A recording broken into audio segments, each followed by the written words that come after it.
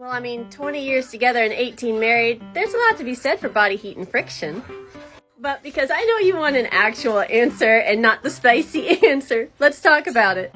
So the wood stove is our only heat source in the house. Mine and Ryan's bedroom is right there through that window. So hot air rises up through that window, gets into our bedroom to heat up our room. And the kids' bedrooms are all right upstairs that way, which again, hot air rises. So their room is actually the warmest portion of the house other than right here in front of the stove. So warm, in fact, that we actually have a blanket hanging up there to help block the heat because they get too warm at night upstairs and they don't like all the heat from the wood stove just going right up the stairs into their rooms. And actually, even at -15 outside, I have to remind them to close their windows after about 10 minutes when they go to bed because we've got some hot-natured babies in this household.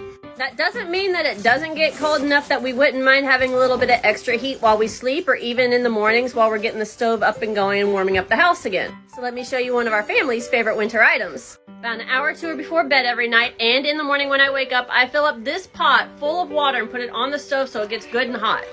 And then each family member, plus a few extras, all have a hot water bottle of various sizes and shapes. So just pull from the pot and fill up their bottle.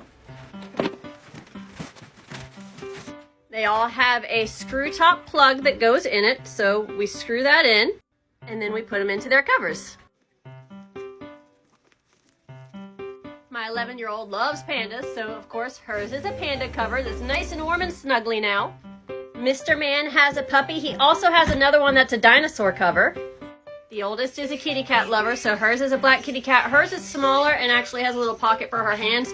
She doesn't like to use this so much for sleeping because she's very hot-natured whenever she sleeps, but she likes to use this for cramps, and it helps a whole lot.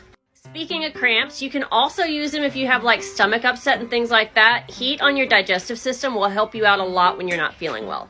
And Ryan and I each have our own water bottle for overnight use as well. About 10 minutes before we go to bed, one of the two of us will fill up our 2 water bottles and toss it in the bed underneath the blankets, which means no more cold blankets that you're climbing into at night when you're going to sleep. Nice, warm, toasty bed. Next question I know I'm going to get is, how long do these things actually stay warm? Well, I filled this up about 12 hours ago, and it is still a little bit of ambient heat coming from it. It actually does make a pretty good difference on those long, cold winter nights in bed.